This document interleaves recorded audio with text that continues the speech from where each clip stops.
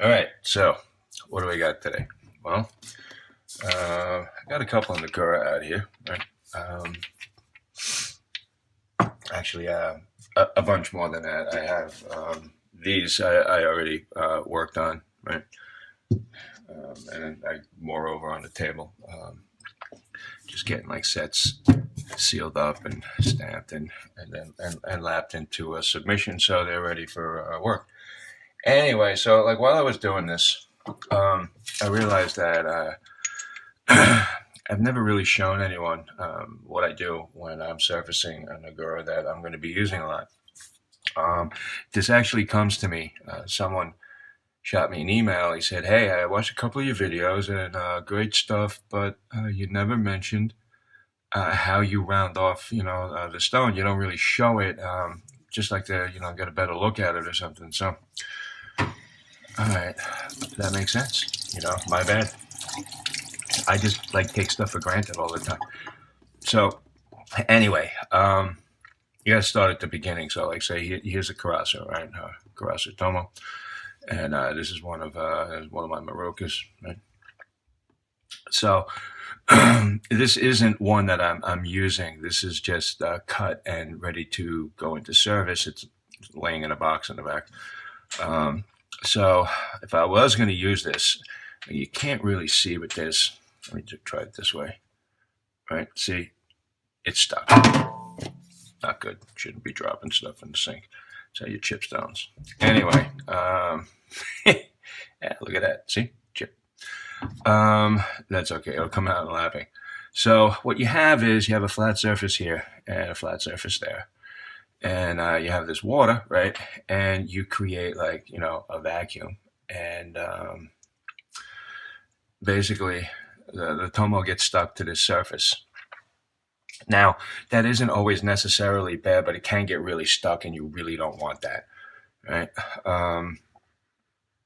And another thing is like when the surfaces are that flat, and making the slurry, it just seems like it takes forever to get anywhere. Invariably, people wind up pushing down really hard and trying to whatever make it work faster because that's natural. It's normal. You got more forces, more friction, blah blah blah. Um, there's nothing wrong with the theory except for the part where you wind up scratching the snot out of your stone, which is not what you want to do. You want the stone to be, me. I like my stones to be matte surface.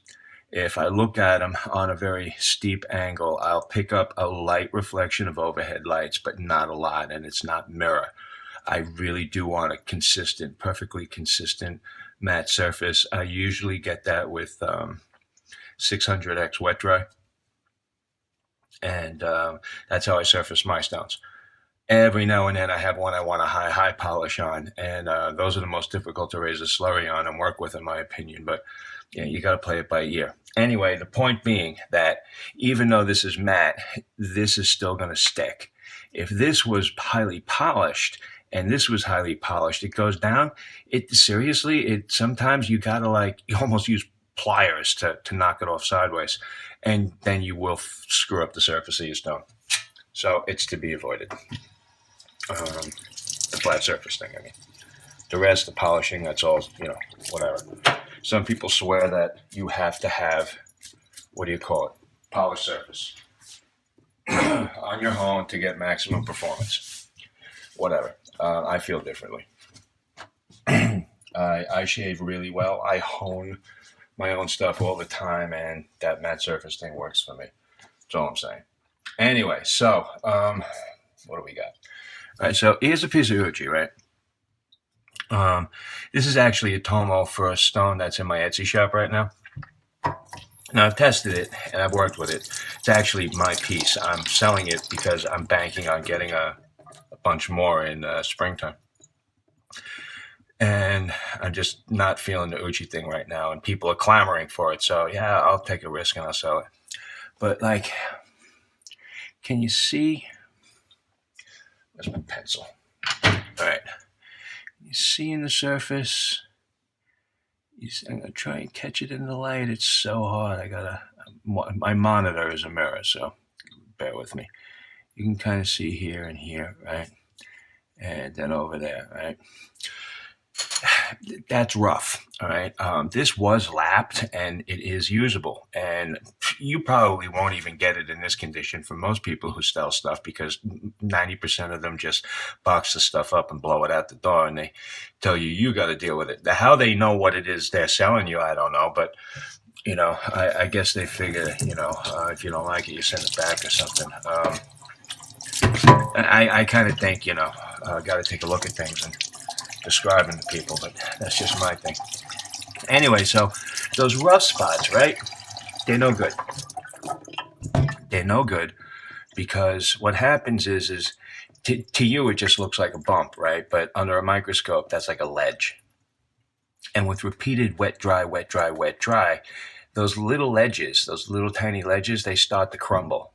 So then one day you're making slurry, and it spits this particle, this chunk, into the slurry that's 400 times bigger than everything else in your slurry, and that's going to screw you up.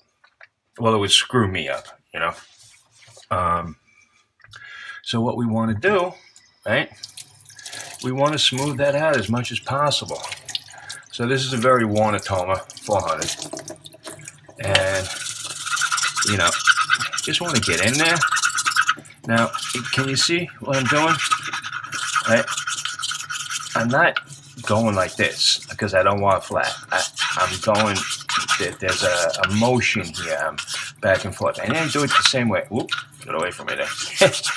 Like this, right? And you want to go on an angle maybe, All right, so you want to do that under running water so the slurry clears, so you don't wind up with buildup. All right, so where's my loop? There it is.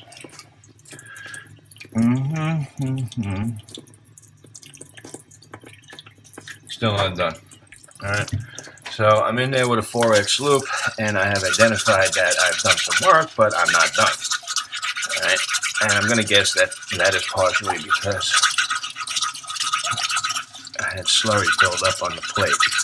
See this? You want that to clear as much as possible while you're doing this, whenever you're lapping, all right? That's why I recommend using running water. People say that it's not always possible in their homes because of their sinks and stuff, and yeah, I can get with that, but then, do your best to get like a pitcher of water and, sort of mimic what I'm doing here. God, this is hot water. Hot. Cold, I should say. Right. You don't want hot. Hot will make it lap faster. Hot can actually make your stone chip and crack. You want room temp, maybe a little cooler, maybe a hint warmer, but you really don't want hot. You don't need the heat. You really don't. Let the Tomo or whatever, DMT, whatever, work out.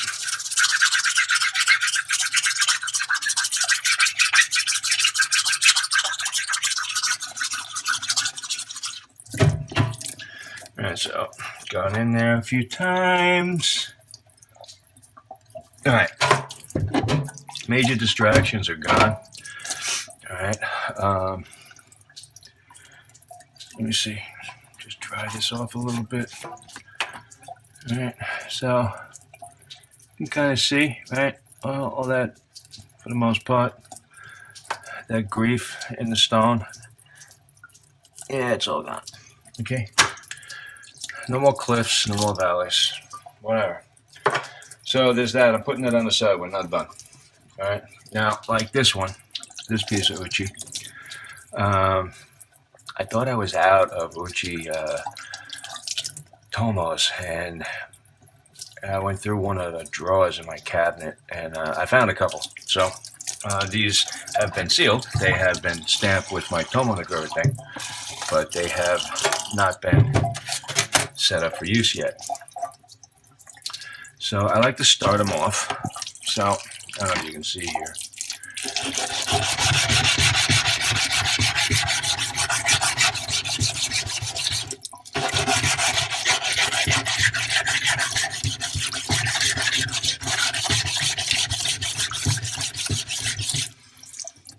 All right, you see, there's some distractions in this one. You have some roughness because uchi, right? When it comes, you see how rough that top is? The top and the bottom, they're always like that, okay? Because the miners, the quarries, they don't know who's buying it, what they're buying it for, how they want to work with it, and so on. You know what I just realized? My mic isn't plugged in. Jeez, you know, and set this whole thing up. And I got excited because I got my LED panel back and was working with it at the sink. And I forgot about the mic, so I got this here, right?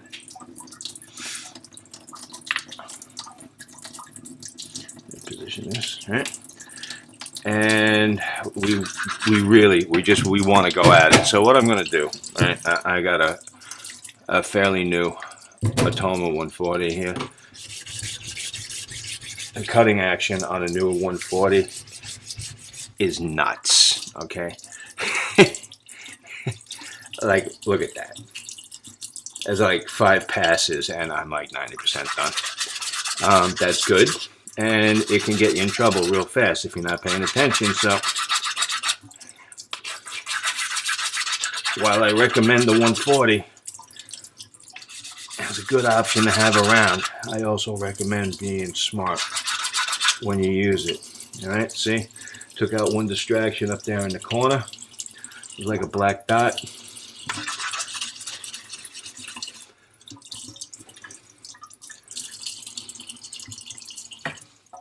Okay, so again, what we're doing here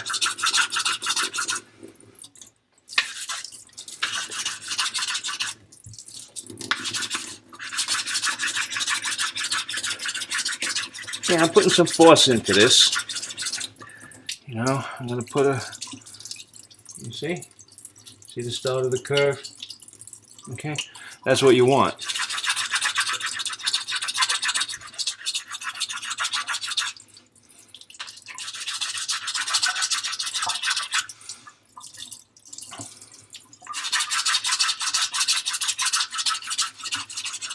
See, I got one end up. I'm forcing the curve into the stone. Now this is with uchi, and it's helping me like do this quickly. But you can, I do this with all of my Naguras, all of my Tomo anyway. All right, so now I put a little warmth down on that water, man. It's like, geez, killing my fingers. So now, right, I got, you know, my Maruka over here.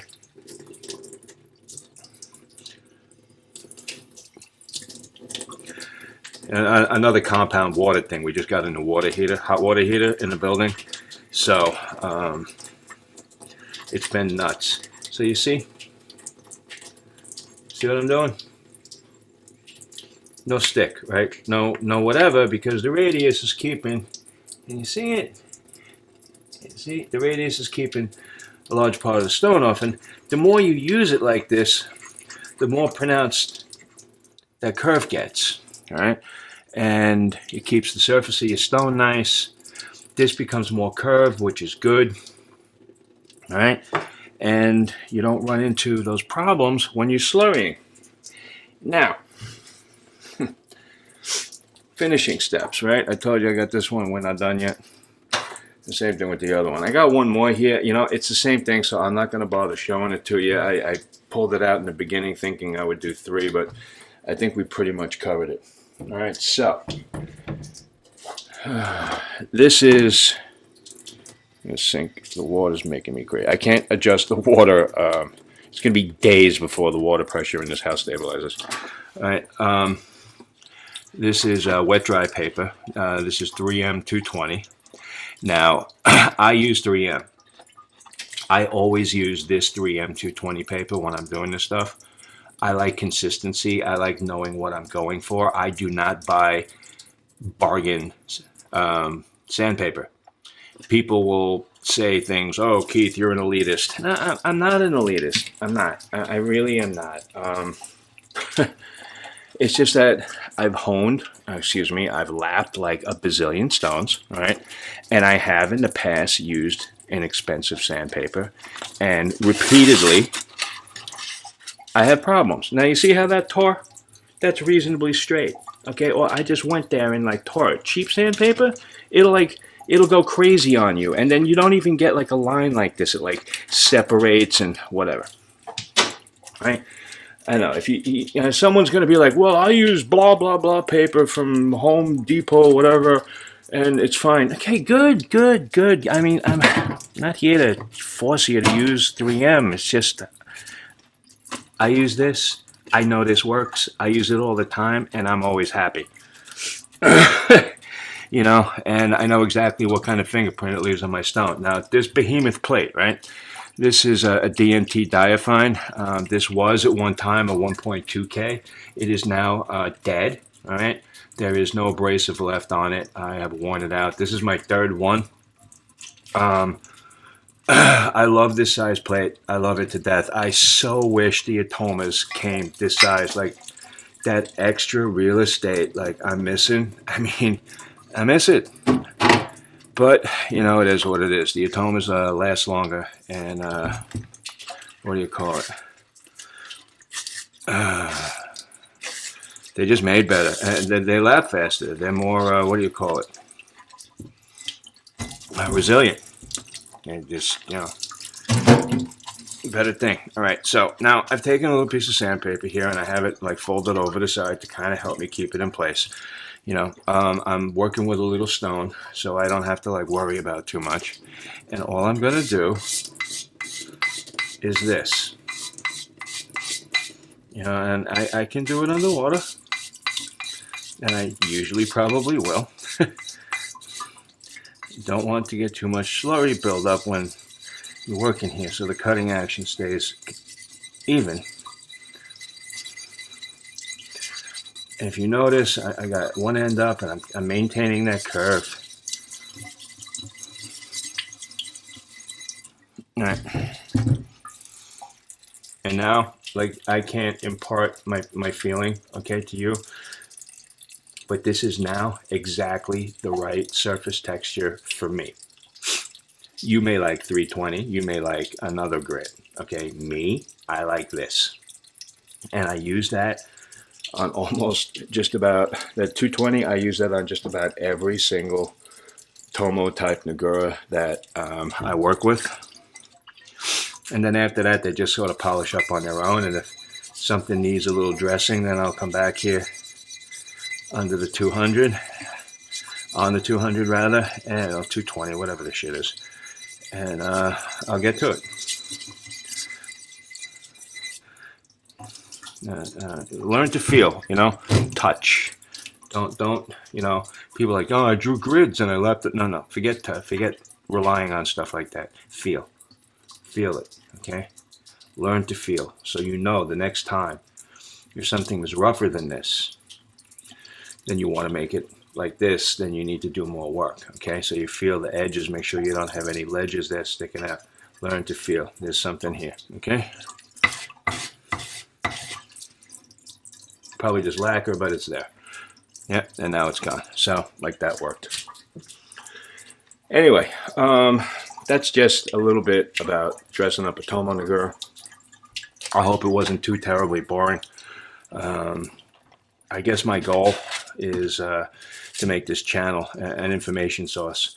I repeatedly read things on forums like, I didn't find enough about this on the forums. That's because most of what's on the forums isn't really information. It's people acting and performing so they can get more likes or something. I don't know. I was reading through a forum today, and the information in this one thread guy had picked up an Akka pin. And I can't even respond. I can't, because it'll seem like I'm attacking everyone, but predominantly the information was incorrect. So instead of correcting people, I'm just going to make videos and put stuff out there that I know to be true for me in my life here with my stones and my razors. And I guess everybody can make of that what they will. Anyway, remember, you know, get out there, get honing, and make sure at all times that this stays fun and enjoyable. All right. Happy holidays. Take it easy.